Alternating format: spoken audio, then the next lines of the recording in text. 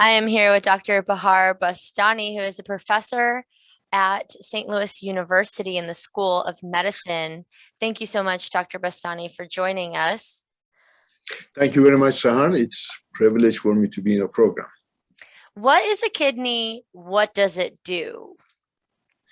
Okay, let's look at the first slide. As you can see, everybody has two kidneys, and then they are on the size of your fist. So a tall person has a bigger kidney, a small person, a smaller kidney. Then they connect with ureters, which are about 30 centimeters, to a bladder where the urine is going to be stored there and excreted from there. Next slide, you can see kidney has an outer layer where the filtration happens, has gone some 8 to 15 conical structures called medulla, has artery and vein, and the ureter, and ultimately you make urine from the kidney. Next. So the overall function, very briefly, kidneys regulate fluid and electrolytes, water, acid, base regulation. They also get rid of the waste products, which are mainly from protein catabolism. They synthesize some hormones like erythropoietin that's important for making red blood cells. They activate vitamin D for bone and mineral metabolism. They also produce renin that is important for blood pressure control and salt retention. Also metabolism, some drugs is happening in the kidney like insulin. And they also target of a number of hormones like parathyroid hormone and aldosterone for calcium phosphate metabolism and salt retention, blood pressure control. Do the kidneys become diseased? So we call it chronic kidney disease. We have acute kidney disease when kidney fails, or chronic kidney disease. It is quite common and is quite silent, so people do not know. As you can see in this slide, 26 million Americans have chronic kidney disease, meaning that kidney function is less than normal. And up to almost 1 million people had died in 2013 from chronic kidney disease or related issues. 17% of the US population in 2004 had chronic kidney disease. It's more common in African Americans because of more common hypertension in that population. Now, does this kill you, or can you stay alive with some medical attention? So number one, as a physician, we should slow down the progression of kidney disease with better blood pressure control, better diabetes control, diet control. But then when the kidneys fail to the point that they are functioning less than 10% of normal, we have chronic dialysis, hemodialysis, where the blood from the patient goes to a machine that filters and then returns the clean blood back. This provides about 10% of the kidney function. So people can survive 10, 20 years or even more with a dialysis machine. And the other method is peritoneal dialysis, when we put a catheter in the belly and then 8 to 10 liters of fluid goes in and out, and then that's the capillaries of the abdomen does the filtration, and that is as efficient as chronic hemodialysis. However, transplantation is the best mode of replacement. This gives best quality of life and makes best longevity of the life for the patients. So in transplantation, we take a kidney from a live donor, give it to a person who is an end-stage kidney failure, who has the kidneys but they are not working well, or from 2 kidneys from a cadaver kidney, a deceased person, to 2 different recipients. Next. So ultimately, the patient will have 3 kidneys, 2 very sick kidneys that are not working, and 1 healthy kidney which is put in the pelvis, and with a ureter from donor that goes to the dome of the bladder of the recipient.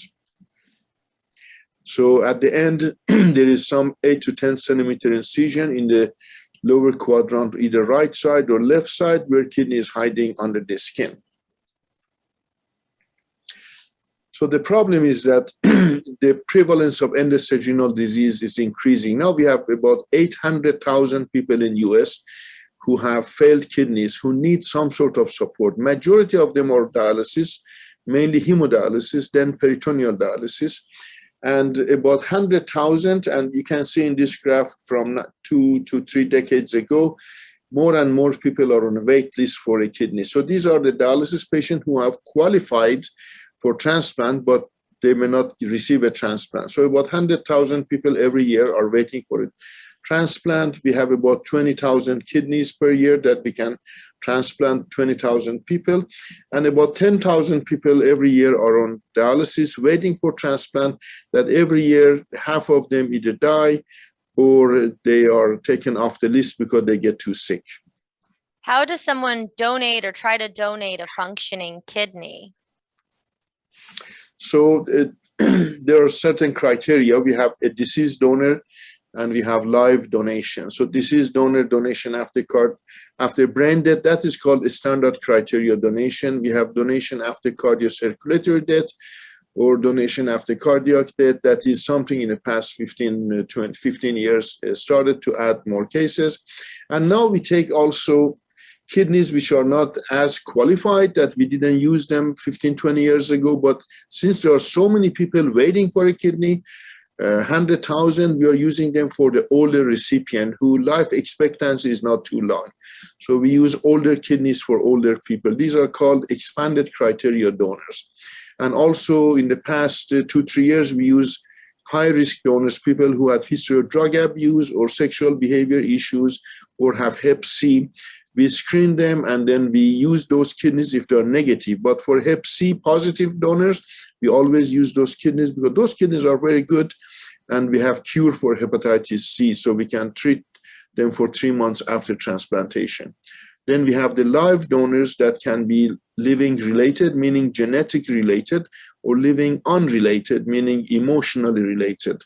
So like family members, long-term friendship, high school or church friendship.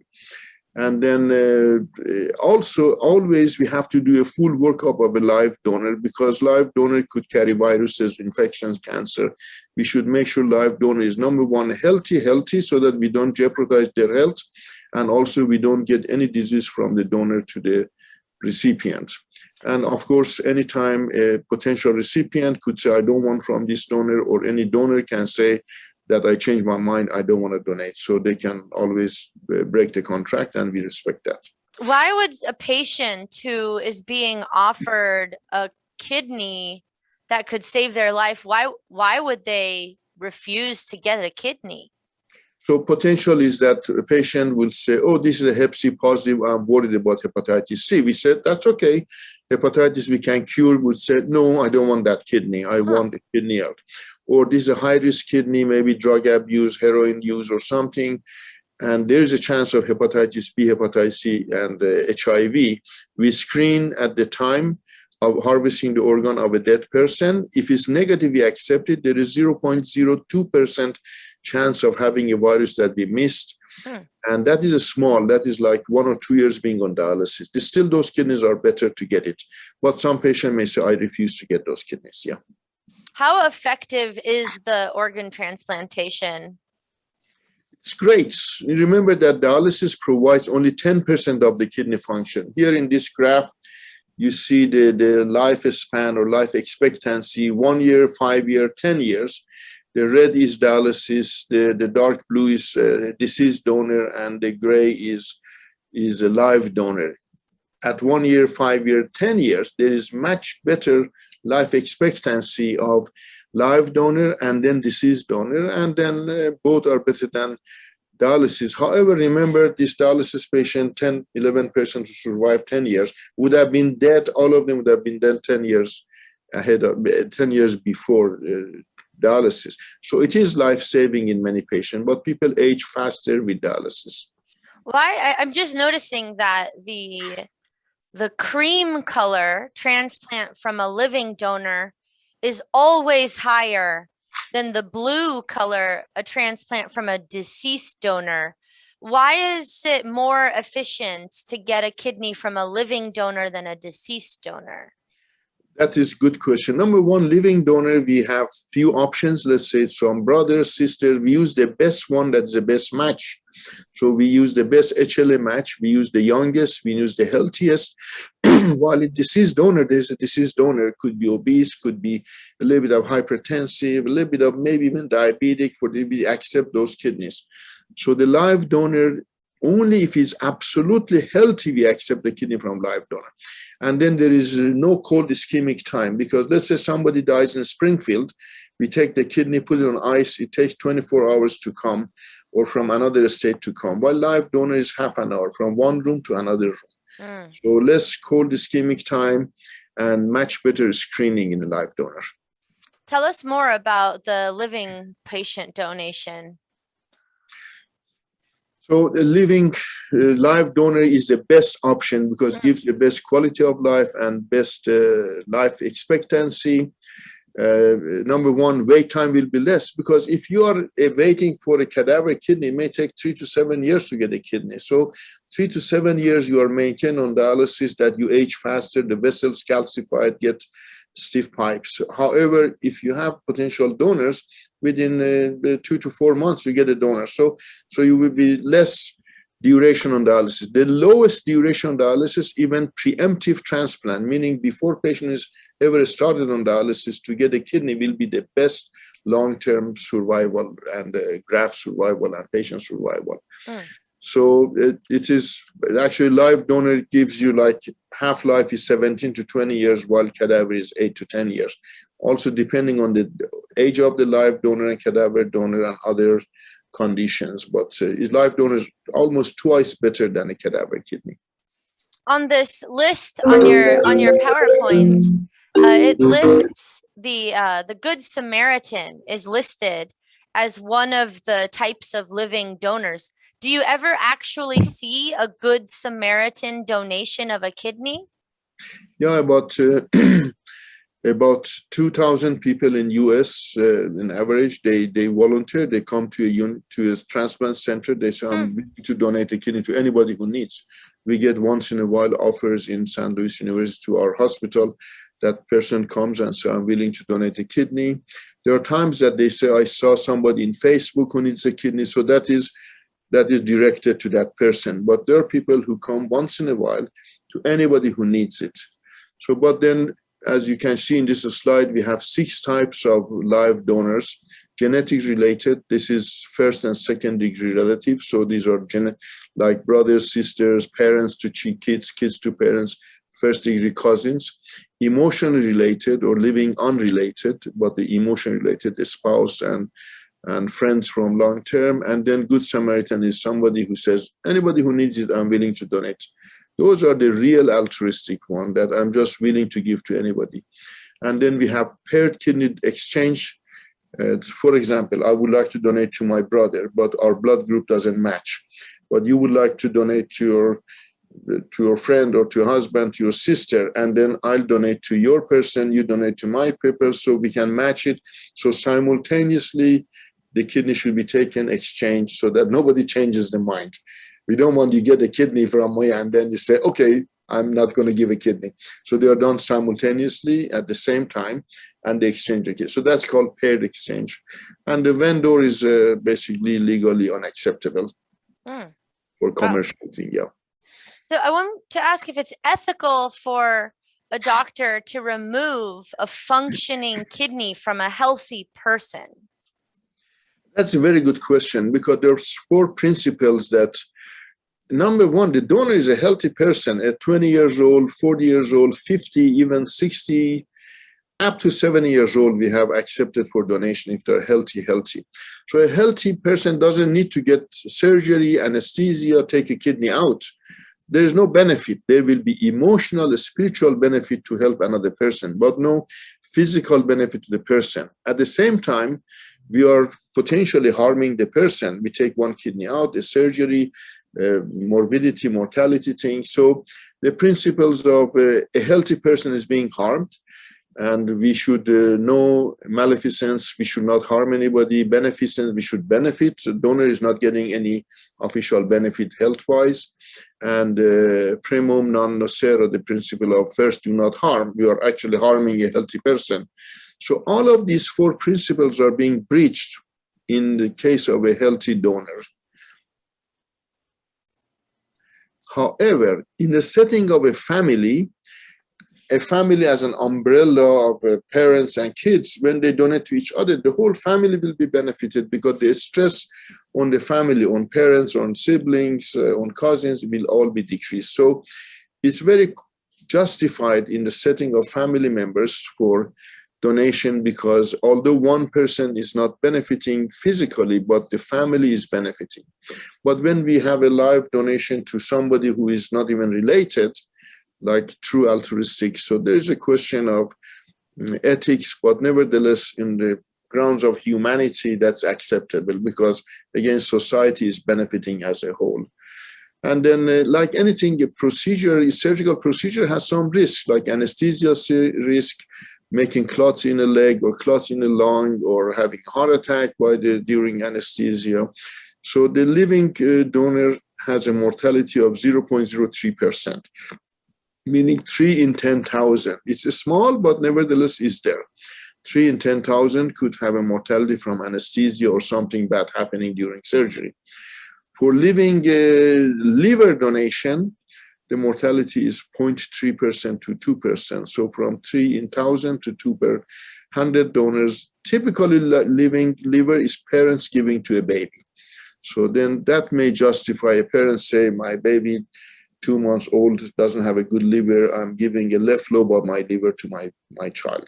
So since it's in a family, parents to child, then that makes it justifiable. How does someone receive or attempt to receive a functioning kidney? So there is a listing process. So basically, the patient is on dialysis or is close to be on dialysis, is end stage, but still not on dialysis. Kidney function is less than 20% of normal.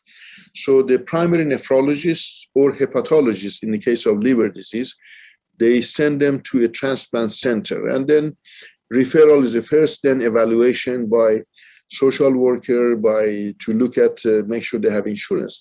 Typically they have Medicare because they are end stage disabled, basically, and it's kidney disease or and liver disease. So they all have Medicare. And then they should have a secondary insurance also, private insurance, because after 3 years, the Medicare goes away because they say, now you're healthy enough, you should go to work. Now, what about the patient cannot go to work and cannot pay the medicines, which is $2,000 to $3,000 a month? Wow. Going to lose. So they should have Medicare, which all of them have. They should have a private insurance as well. If somebody has only Medicare, we cannot transplant them. They should have a job and private insurance to kick in after 3 years. So we evaluate, social worker evaluates, we look at the home condition, do they have support at home? Somebody who's blind and wants a kidney but cannot take care of himself or herself, somebody who is on a shelter, homeless, so they cannot get a kidney because they should be able to be taken care of by 1 or 2 family members who lives very with them or very close to them. And they should be compliant with medication. A dialysis patient who skips dialysis, we are not going to transplant. A person who is on drug addiction, we are not going to transplant. So we screen them at least once or twice for drugs. They should be clean. If they are positive, then we cannot. And then we list the patient and they wait for the donor if they don't have a live donor. So qualification, every institution has got their own qualification, but in general, body mass is important. Somebody who is morbidly obese cannot get a kidney because it's a big surgery. They're going to have hernia, they're going to have wound dehiscence, wound opening up, herniation, infections, and tough surgery. So, and people gain weight after transplant. So if somebody is obese, is going to get, because the appetite improves on steroids and they feel healthier. So financially should be stable. They should have a private insurance as well as Medicare. They should be psychologically stable. Somebody who is unstable is not going to take medication with all these important medication, anti-rejection medication we give. So they should have caregivers at home and they should be medically stable because people could die during anesthesia.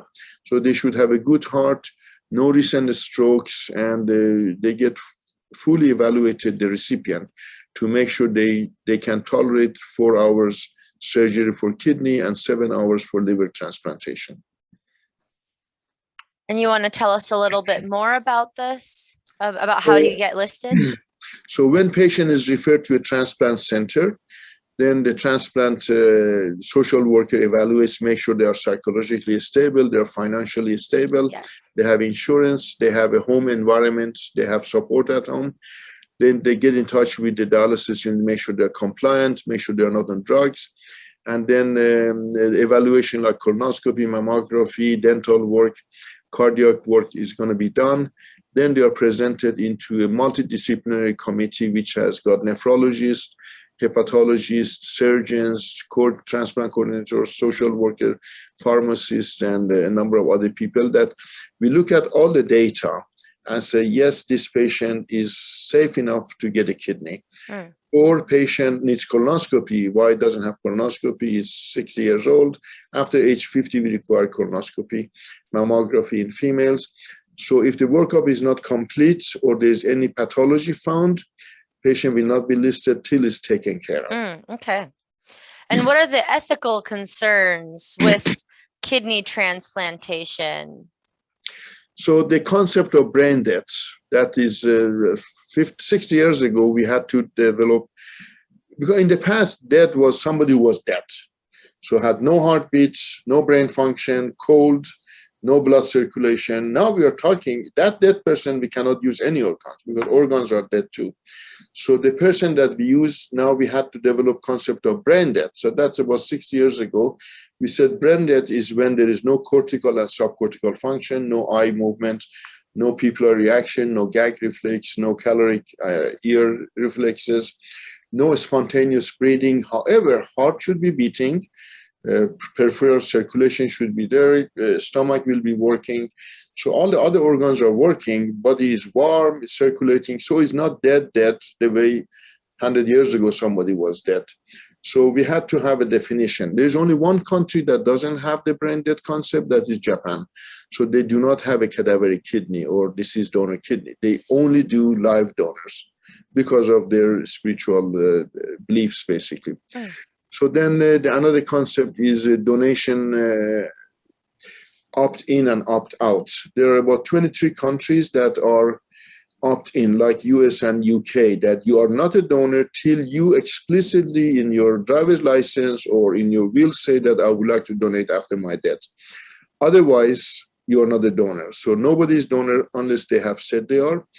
Even though if you have in your driver's license said that I would like to be a donor and they say which donor, say my eyes, especially cornea, my heart, lung, kidney, liver, whatever, your family could refuse and say we don't want, and then we don't accept that organ because we don't want some people shouting in the hospital saying why they took the eyes or they took the heart of my daughter or son or somebody.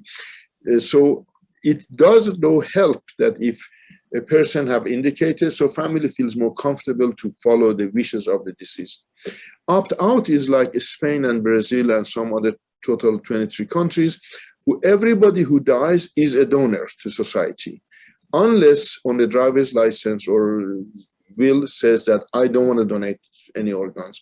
So that easily doubles up the deceased donor supply, which is very good.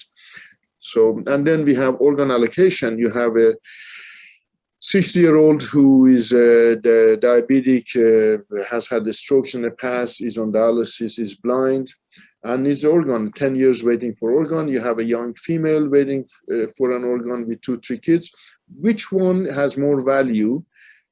Who is the one who says that young female or that old man has a higher value, the life more value to give? So these are the criteria we have to use, ethical criteria to see how to allocate organs. So now we have organization called UNOS, United Network of Organ Sharing. There's an agency appointed by government that they put the criteria, who should be top in a list. We have 100,000 people waiting. We have only 20,000 organs. So how do we prioritize who should get the kidney? And they always constantly evaluate the data and then arrange it so that there will be fair distribution of organs to the recipients.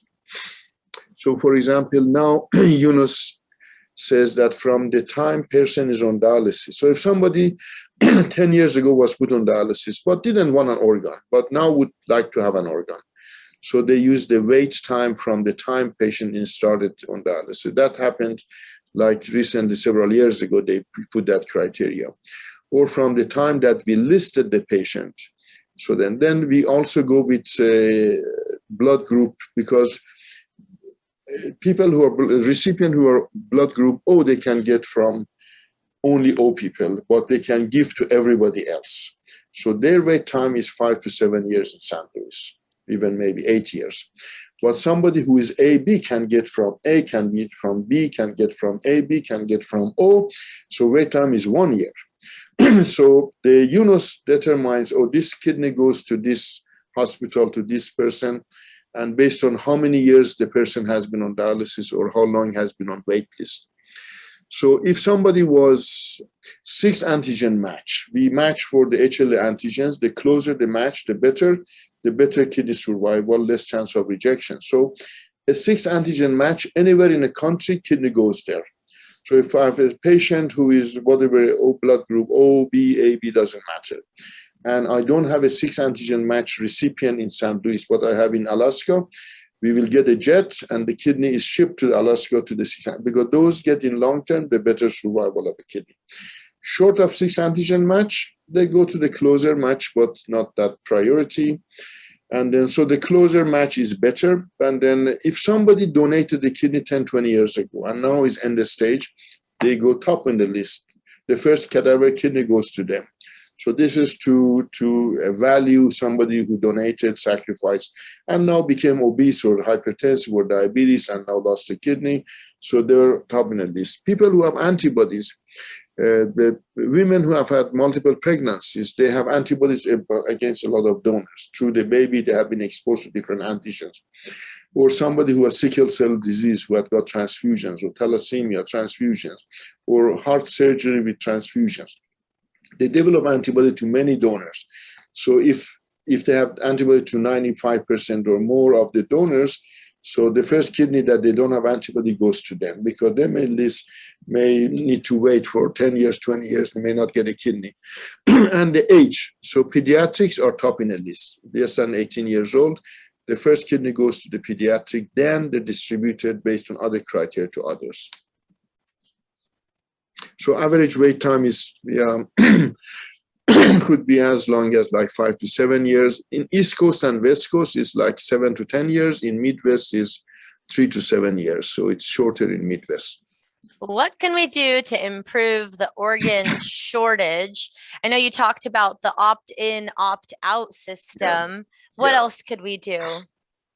So first is education, so that people actually put in the driver's license, I would like to be donors. I have seen some young people, so if I say I'm a donor, they let me go faster. There's nothing. There's a criteria for who can donate, who is a brain dead.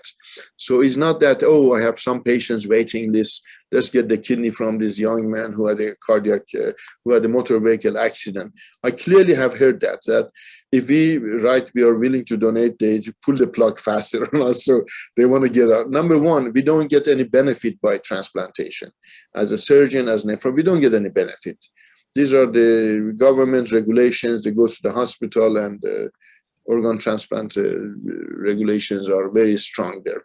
So the brain death criteria is very well defined. So nobody is going to be pulled the plug because they are a donor. So don't be afraid of donation. So education of the community that please be donors, become donors. If I'm brain dead and I'm going to go under the ground, my organs are going to be of no use, but I can save 9 lives. Every life can save, every cadaver can save 9 lives. 2 corneas, 1 heart, 2 lungs, 1 liver, 2 kidneys, 1 pancreas, skin, bone. So we can save so, and also small bowels, at least 9 lives. So become a donor, register as a donor. And then also there have been proposals to incentivize for cadaver donors. There have been proposals to, if a family would like to donate a deceased person, a brother or son or parents died who has good organs to donate, why not we incentivize this? Say, thank you, we give a gold medal of honor because your deceased one was a hero, saving 9 lives. So what they do with that gold medal is up to the family. If they are poor, they can sell it. If they are not poor, they can put a picture of their son or brother and put a congressional gold medal of hero. So let people decide what they want to do with that, something of financial benefit, or at least the burial expenses. When somebody dies, it's very expensive. The funeral home, burial is expensive, at least 5,000, 10,000 at least. So give a gift of a burial to anybody who would like to get it. So why can't we just sell it for money? Why can't we just say, here it is, I need money, let's sell my organ? So don't do that, Sahar. Please, it's not acceptable, okay? I will buy your organs, but that is not legal. So 1984, there was a proposal that if the government allows, somebody said, a physician said, I'm going to bring thousands of people from poor countries, third world countries, and get a kidney for $1,000, send them back to the country. That was so outrageous that suddenly there was in the Parliament, US, they passed a law called United States National Organ Transplant Act that there should be no monetary or any value exchange, any exchange of value between the donor and recipients. So the donor should not receive any money in exchange for an organ donation. So they stopped that because that was a sort of a new way of a slavery, or bring somebody from poor country, or take an organ out and then give $1,000 sent back, no matter what's going to happen to us. So that law was passed, and all the other countries have accepted the law. So despite that, it's underground happening. In US, once in a while, we find networks of people bringing from Sudan or from other countries, the old Soviet Lithuania and other places, pay them $5,000, get a kidney. They pretend that they are distant relatives of somebody in New York or Boston, and then the kidney is taken, give them 1,000 to 5,000, send them back. And then it's illegal. If it's discovered, the hospital will be closed, the surgeon will be in a prison, and $50,000 fine, and the hospital will be closed. But it's done in all the countries, underground, illegally, in the very bad hospitals by not the good surgeons or transplant physicians. Yeah. But it seems like a good question whether we should maybe overturn that act and then actually commercialize kidney donation. So I know you're going to give us this slide for, and then you'll give us a slide against. Sure. Yeah. So people who are, again, we are short of organs. 100,000 people need organ and only 20 get, and the rest are every year they are dying. So when life and death is concerned, people say, why don't we have a regulated market? And we at least control. We know it's irregular done. People go to Mexico, go to Peru, spend 30,000, buy a kidney, a bad kidney, not worked up in a bad hospital. They come to us with complication. They come with Hep C, HIV, and bad surgery. We don't know what immunosuppression they were getting. So why don't we have a regulated market in US? It has been proposed, it's not approved. But they say in this way, if we have a regulated, transparent market, we can have no more marginalization, no black alley operations, safer for the donors because they're going to be in the regular hospitals, fully evaluated, is no more underground. Disease transmission will be reduced because workup will be transparent, less exploitation because whatever the government or the people agree that will be transferred is not underground, is not illegal. And then it's going to be the willing seller, willing buyer autonomy, or regulated by the government, which is my proposal actually, and a regulated market that can be fully controlled. And I'm actually pro that.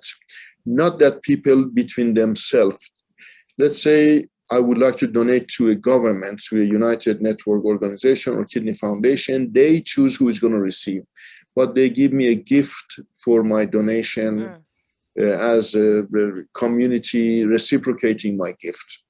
Interesting. And now how about some reasons against the whole idea of commercializing the donation? Yeah, that the people who are against it, which is good, I mean, is correctly mentioning that who is going to donate? A poor person, a drug addict, somebody who is in a shelter. So you're exploiting a very poor person for a rich person who is going to pay the money. A rich person. So poor people become a spare part for the rich people. And that is a valid question. And then exploitation and uneducated people. You can see that in many villages in India, this article came some 10 years ago, in many villages of India, everybody, all the adults had a big scar on the flank area where the kidney was harvested for like few $1,000s.